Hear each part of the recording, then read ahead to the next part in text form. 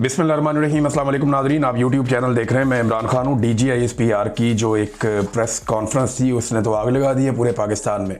बहुत सारे ऐसे लोग जो इमरान खान के मुखालिफिन हैं वो भी इससे अपने आप को दूर रखना चाहते हैं और वो इसको गैर ज़रूरी प्रेस कॉन्फ्रेंस कह रहे हैं। उनका ये कहना है, चाहे कमरुज़्ज़मान कायरा हो, चाहे हमारे दोस्त हैं, सहाफ़ी हैं बहुत सारे, वो भी ये कह रहे हैं कि ये नहीं होना चाहिए था। मैं सबका नाम नहीं लेता, लेकिन काफ़ी लोग कह रहे हैं ये गैर ज़रूरी थी, DGISPR को ये नहीं करना चाहिए था। इन्होंने अपने पाँव पे खुद कुल्हाड़ा मार दिया। अब आलमी सतह पे इसको कैसे रिपोर्ट किया जा रहा है, नॉर्मली हर तरफ ये तासुर जा रहा है और इसकी ऐसे रिपोर्टिंग हो रही है कि जैसे इमरान खान वर्सेस आर्मी, या आर्मी ने इमरान खान को धमकियाँ लगाई हैं। यानी what is happening in Pakistan, जो कुछ भी यहाँ पाकिस्तान के अंदर हो रहा है उसको लेकर दुनिया ये सोच रही है कि पाकिस्तान के एक साबिक वज़ीर आज़म इमरान खान को पाकिस्तान की मिलिट्री एस्टेब्लिशमेंट निशाना बना रही है और उनको धमकियां लगा रही है। और ये इस प्रेस कॉन्फ्रेंस से जिस किस्म का उनका लहजा था, जिस तरह से तज़हीक आमेज़ अंदाज में उन्होंने इमरान खान को बार बार मुखातिब किया, जिस तरह उनके मुंह से झाग गुस्से में निकल रही थी, ये सारी चीज़ें देखकर अंदाज़ा हो रहा है कि DGISPR जो अपनी मिलिट्री क़यादत है, आसिम मुनीर या बाकी लोग, उनके बिहाफ के ऊपर इमरान खान साहब के ऊपर चढ़ाई किए हुए थे। वहाँ पे मौजूद सहाफ़ियों के मैंने चेहरे देखे, बहुत सारों के उतरे हुए थे। कुछ सवालात वहाँ पे होने चाहिए थे, वो सवालात वहाँ पे नहीं हुए बदकिस्मती से। एक तो ये किसी ना किसी सहाफ़ी को पूछना चाहिए था कि इमरान खान अगर कौमी सलामती के लिए ख़तरा है तो क्या जिन करोड़ों लोगों ने उसको वोट डाला, बड़े पैमाने पर फॉर्म 45 के मुताबिक वो पूरे पाकिस्तान से जीता, क्या वो सारे करोड़ों पाकिस्तानी भी कौमी सलामती के लिए ख़तरा है? एक सवाल और पूछना चाहिए था। इतने सारे सहाफ़ियों में किसी को हिम्मत करनी चाहिए थी। मैंने इस बारे में कोई जवाब या सवाल ऐसा सच अभी तक देखा नहीं, क्योंकि मैंने पूरी प्रेस कॉन्फ्रेंस नहीं सुनी। लेकिन ये होता तो वायरल हो जाता, ये होता तो हर तरफ जाता, कोई भी पूछ नहीं पाया मेरे ख्याल में। और ये सवाल होना चाहिए था कि जो इस्तिस्ना आर्मी चीफ ने लिया, उन्हें किस बात का डर है, यानी किस बात का खौफ है कि army chief field marshal Asim Munir, जिनके बारे में कहा जाता है कि वो बहुत बहादुर हैं, उन्होंने ये इस्तिस्ना किस खौफ की वजह से लिया? कौन सा ऐसा डर है जिसकी वजह से उन्होंने ताहयात इस्तिस्ना लिया कि सारी ज़िंदगी मेरे ऊपर कोई केस ना बने, मुझे एक दिन भी किसी मुकदमे का या जेल का सामना ना करना पड़े? ये इस्तिस्ना उन्होंने किस लिए लिया और इसकी इस्लामी और शरई हैसियत क्या है? यानी सहाबा इकराम ने नहीं लिया, खुलफाए राशिदीन ने नहीं लिया, अंबिया इकराम ने नहीं लिया, किसी ने इस किस्म का इस्तिस्ना नहीं लिया जैसा इस्तिस्ना इस वक्त जो है वो आसिम मुनीर साहब ने ले लिया है। हाफ़िज़ कुरान है, उनको इस बात की समझ होनी चाहिए कि इस्लामी नुक्ता नज़र से ये बात इंतहाई मायूब और गलत है, ये हमारी रवायात के ख़िलाफ़ है। लेकिन एक गैर इस्लामी और गैर शरई इस्तिस्ना उन्होंने लिया जिसके ऊपर कोई सवाल नहीं हुआ। ये सवाल होना चाहिए था। अब DG साहब ने कुछ चीज़ें जो उठाई हैं ना, उनका जवाब बड़ा तगड़ा आ रहा है। एक तो पहले आप ये देख लें कि खुर्रम ज़ीशान साहब हैं, सेनेटर, इनका जो एक स्टेटमेंट है वो ये कहते हैं जी DGISPR 2 टके का एक तनख्वाहदार सरकारी मुलाजिम है। इस हरामखोर की इतनी मजाल नहीं होनी चाहिए कि 4 करोड़ लोगों के मुंतखब नुमाइंदा वज़ीर आला के बारे में मुगल्लज़ात बकता फिरे। DG इसका जवाब आएगा और तब तुम्हारे बदन के हर सुराग से धुआं निकलेगा। जितनी बकवास तुम करोगे इससे 100 से ज़रब देकर वापस लौटाएंगे तुम्हें। खान ने सही कहा था कि तुम बेगैरत हो। ये जनाब खुर्रम ज़ीशान साहब का ये ट्वीट है, इन्होंने जवाब दिया। पाकिस्तान तहरीक इंसाफ ने कुछ टेक्निकल चीज़ों के जवाब दिए हैं।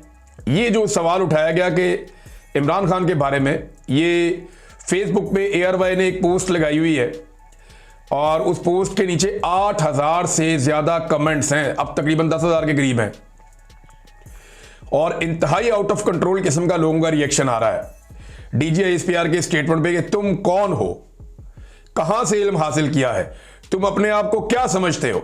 ये जो सख्त किस्म के अल्फाज DGISPR ने बोले, इसके नीचे कोई लगभग 10,000 लोगों ने रिस्पॉन्ड किया है और 99% लोगों ने बड़ा खौफनाक रिस्पॉन्ड किया है।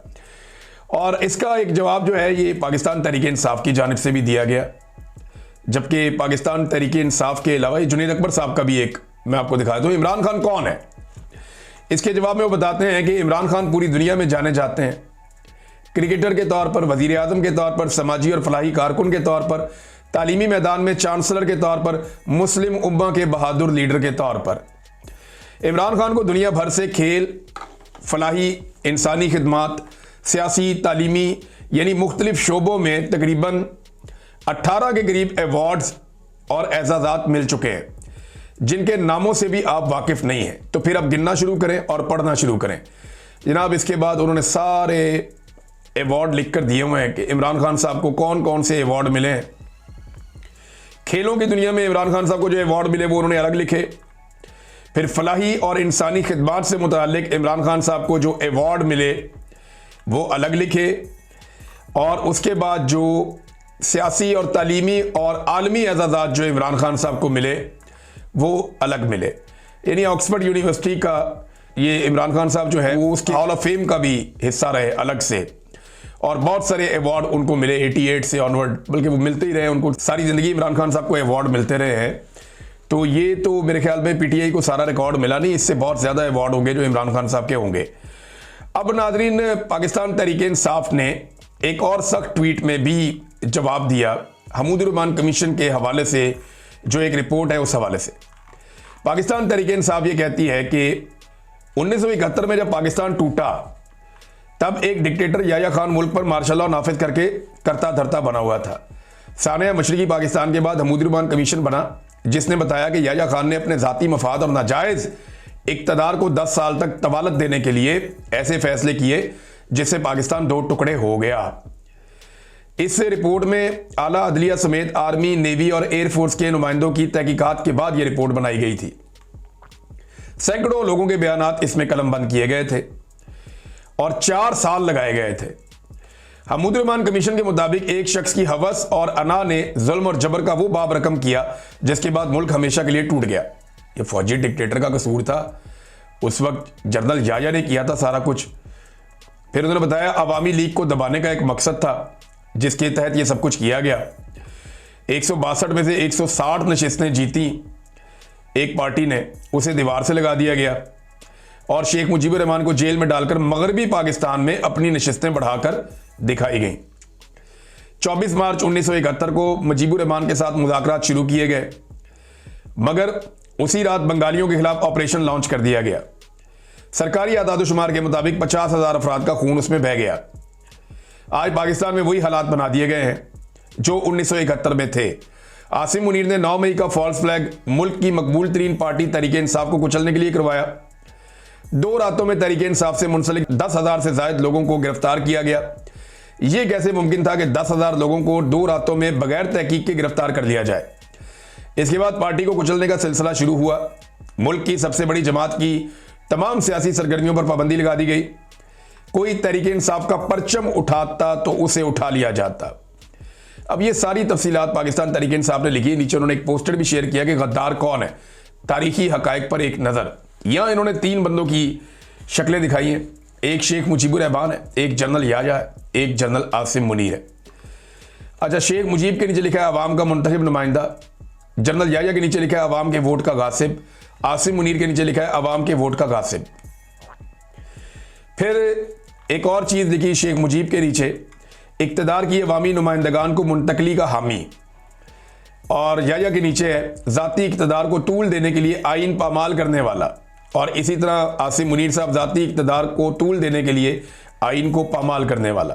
फिर आगे कत्लेआम और ये बाकी चीज़ें सारी लिखी हुई हैं। तो पाकिस्तान तहरीक इंसाफ जो है वो बड़ी सख्ती के साथ रद्द-ए-अमल दे रही है, और पाकिस्तान तहरीक इंसाफ के वो लोग जो पहले कोई इतना रद्द-ए-अमल देते नहीं थे, बोलते नहीं थे, वो भी बेचारे बोलने पर मजबूर हो गए हैं कि कहाँ ले गए आप इस मसले को उठाकर और किस कदर ज्यादती की जा रही है। इमरान खान साहब की जो बहनें हैं वो भी अब मैदान में आ गई हैं, और इमरान खान साहब की बहनों ने कुछ इंटरनेशनल मीडिया को इंटरव्यू दिए हैं। इसमें अलीमा खानम ने कहा कि इमरान खान साहब का जो पैगाम था जो अडियाला जेल से उस दिन आया था बाहर, हमने उसको पहली मरतबा एडिट किया था। यानी इससे पहले कभी हमने उसको एडिट नहीं किया। इमरान खान जो हमें जेल में बताते थे वो हम बाहर आकर बता देते थे, लेकिन इस मरतबा ये हुआ कि इमरान खान ने जेल में इतनी ज़्यादा सख्त बातें की कि हमने उनको नरम किया। आसिम मुनीर से मुतालिक बातों को ख़ास तौर पे कि इनको नरम कर लेते हैं, लेकिन इसके बावजूद अगर आप वो ट्वीट देखें तो वो बड़ा सख्त ट्वीट था। लेकिन अलीमा खानम का ये मानना है कि क्योंकि इमरान खान की और हमारी मुलाकात जो है वो बग्ड होती है, यानी वहाँ पे उन्होंने सिस्टम लगाया हुआ रिकॉर्डिंग का और खुफिया आलात वहाँ पे नस्ब है। तो उनका ये मानना है कि वो जो रिकॉर्डिंग है वो कहीं आसिम मुनीर ने सुनी है और उसके रद्द-ए-अमल के तौर पे ये सब कुछ अब किया जा रहा है। अब तक के लिए इतने, अपना ख्याल रखिएगा, अपने इस चैनल का भी। अल्लाह हाफ़िज़।